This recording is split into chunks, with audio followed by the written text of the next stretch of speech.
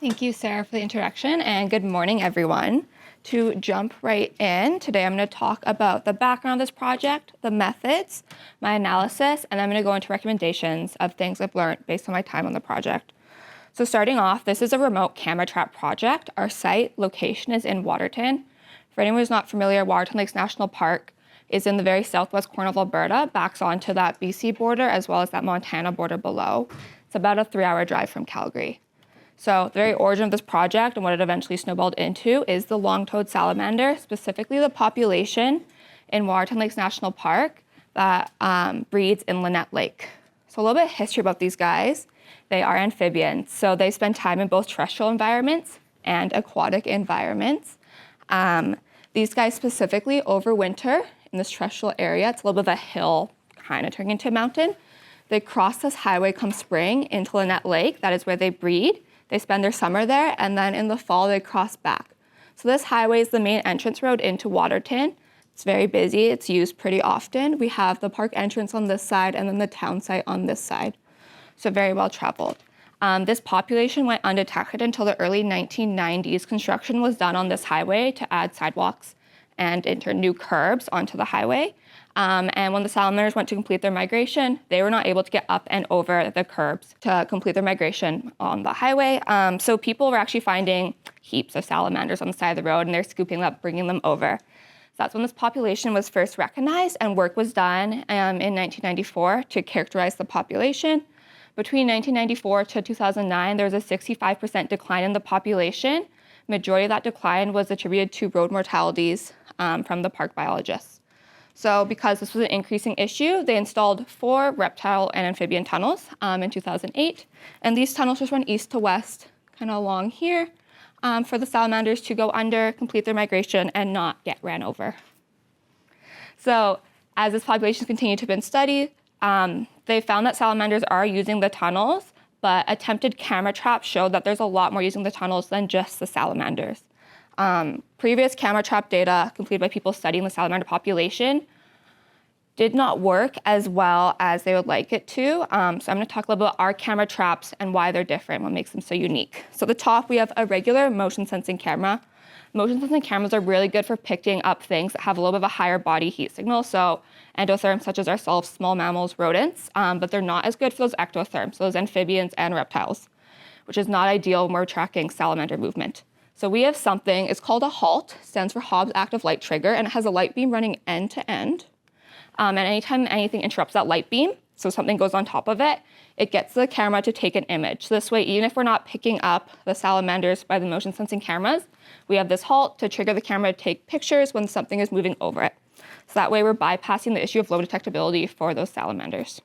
So this was a project done by Miistakis and started with a student last year. So previous work, they built 2 camera traps, and they were installed in tunnels that we call 3 and 4. These traps were active from July 9th to October 2nd, and during the time they were active, the 3 most common species that were captured were the Columbian ground squirrel, the deer mouse, and also wandering garter snakes. But during the time these cameras were active last summer, no long-toed salamanders were caught. So moving on to my aim of this project, we want to first change the seasons that the cameras are up to hope we could get the salamander migration, and second, quantify the biodiversity of these tunnels, because there's a lot using these tunnels besides just the salamanders.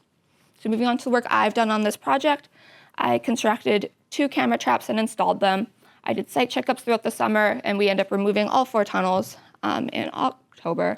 And I did some image processing and analysis as well as a literature review. So going to construction, like I said, I built 2 traps to be installed. Same setup. We have the motion sensing camera and the HALT. They're made of PVC pipe.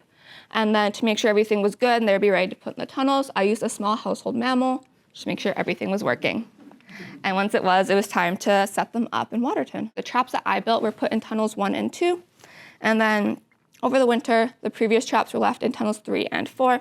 So we went down, installed the 2 traps I constructed, and then put batteries and SD cards and everything, so it was good to go to start recording images for this season. So out of all the images in combined years, again, same as 2024, the 3 big hitters were the Columbian ground squirrel, the deer mouse, and the wandering gutter snake. But unlike the 2024 year, with the adjustment of the season and putting the traps in earlier, we got some long-toed salamander migration, which is awesome to know that these tunnels are being used by the species they were intended for. So this turned out to be over 100,000 images total between the 2 years. So what I did is, instead of just having amount of images, we turned those into observations based on time chunks. So I changed just images to observations. This does not mean it's the same individual going back and forth. It's more so we're tracking the species event. So we see one animal in a certain tide chunk cross, that is one event. Doing this did not change anything with the most common animals. There's still the ground squirrel, the deer mouse, and the garter snake.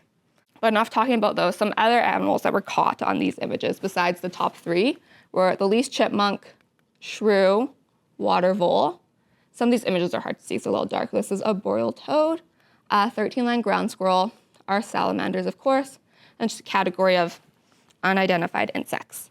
Some unexpected finds were birds. Got 2 types of birds, robins and grouse. Both were caught in the 2024 season.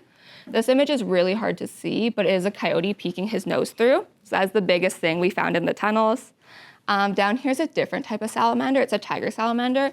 They are known to use the same areas, but it's really interesting to see that they're also using the salamander tunnels. And then this skunk, less so unexpected, more I just really like this picture, because of course the skunk would park its butt right in front of our cameras.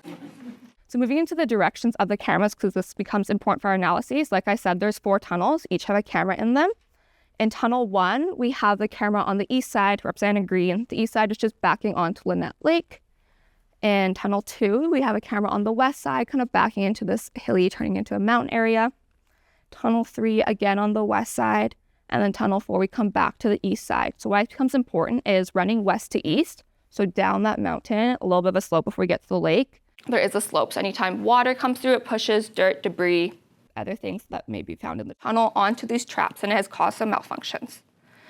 So we look at camera activity. Again, the green is on the east side, so a little bit further down that slope, and then the purple is on that west side, so backing onto that mountain. Anything in purple had solid camera activity until the cameras died. They're taking images.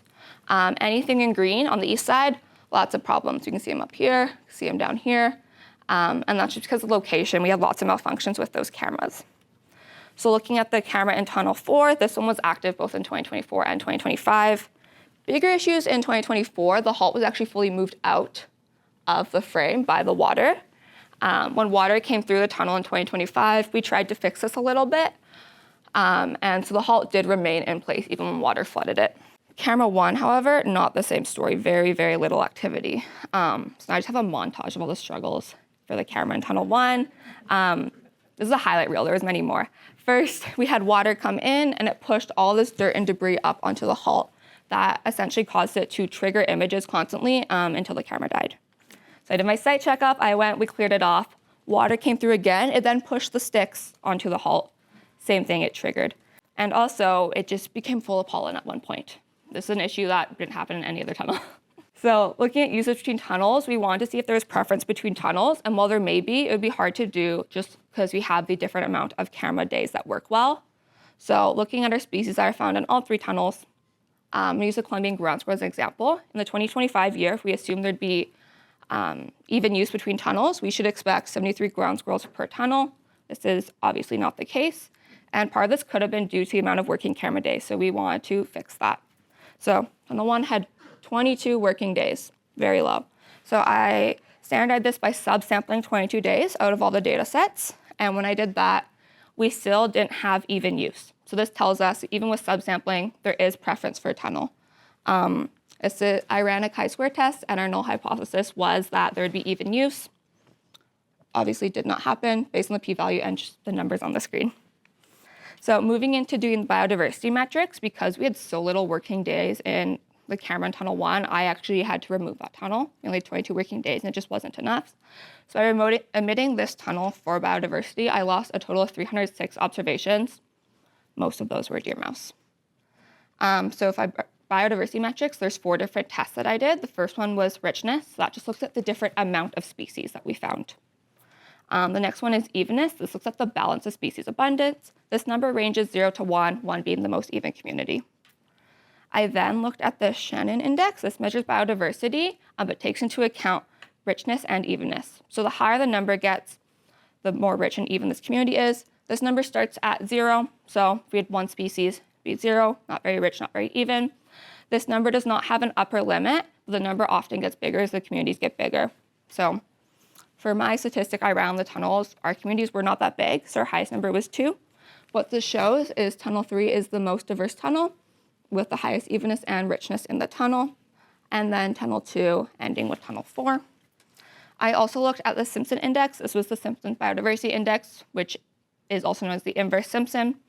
So this value increases as dominance would decrease in the tunnel. This ranges from 0 to 1 being very diverse, low dominance, 0 being not diverse, high dominance. And very similar, highest biodiversity in tunnel 3, and not a very dominant community, so our abundance was pretty even. So comparing all these metrics at once, again, richness is just the amount of species we got against tunnels 2, 3, and 4. So the most amount of species in tunnel 3 at 15. Evenness is just looking at the balance of the abundance. So again, tunnel 3, most even.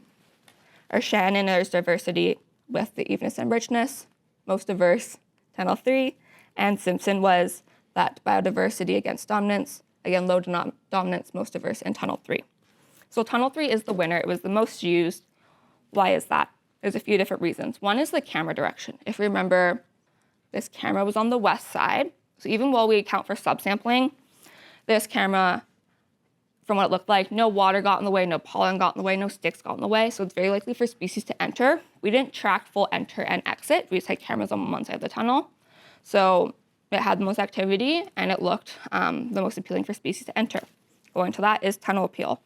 Microhabitat measures from past studies have shown that the environment in tunnel 3 has the highest precipitation and the lowest temperature.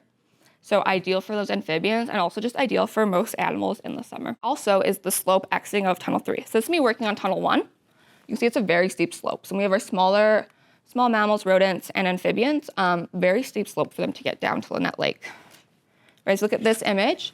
Our highway kind of goes along here, and we have not entirely scale, but tunnel 1, 2, 3, and 4. So as we go down that road, that slope decreases. So it's also easier to move through tunnel 3 and out of tunnel 3 as opposed to kind of launching yourself off a cliff. And the last thing is predator-prey relationships.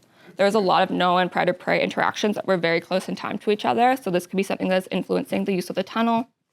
We might have certain species following other species for dinner. So moving on to recommendations, just based on things I've learned. The first would be cameras at each end of the tunnel. This is hard because it's based on equipment availability, but having cameras on both sides, one, we can monitor the actual passage through the tunnel. So where our cameras where we just know something was hanging around the entrance, we don't know if something's completing successful passage. So it's be important for us to influence future small critter passings and tunnels. Something that was very prominent with garter snakes is one would enter, and maybe 2 minutes later, a garter snake would return. And while I can't say for certain that is likely the same species, so we're having them not complete that passage. There's something called a give-up distance, which is how far an animal will go in a tunnel before they turn around instead of making passage. So knowing what is entering and what is exiting our tunnels can just influence future small critter passages. And also just improve the camera effort per tunnel, because even if we have malfunction on the east side, that west side, which works well, we'll always have solid images unless there's an actual camera malfunction. And then another thing, again, it's hard, it's a remote project, but I would recommend more frequent site checks. Replace batteries more frequently. I had some batteries die because I didn't account for seasonality when changing them. So the sooner you are to replace them, the better. And you also would troubleshoot any camera blockages, malfunctions. So clear that halt off. If the SD cards aren't working, if the camera decides to stop tracking time, we could reset that a bit faster. So finishing off, I'd like to acknowledge my supervisor for this project, Dr. Sarah Smith, my committee member, Dr. Levi Newidick. From Miistakis, I'd like to acknowledge Tracy Lee and Nicole Cahal for working on this project with me and providing all the support, as well as Dr. Dorothy Hill for providing some species identification.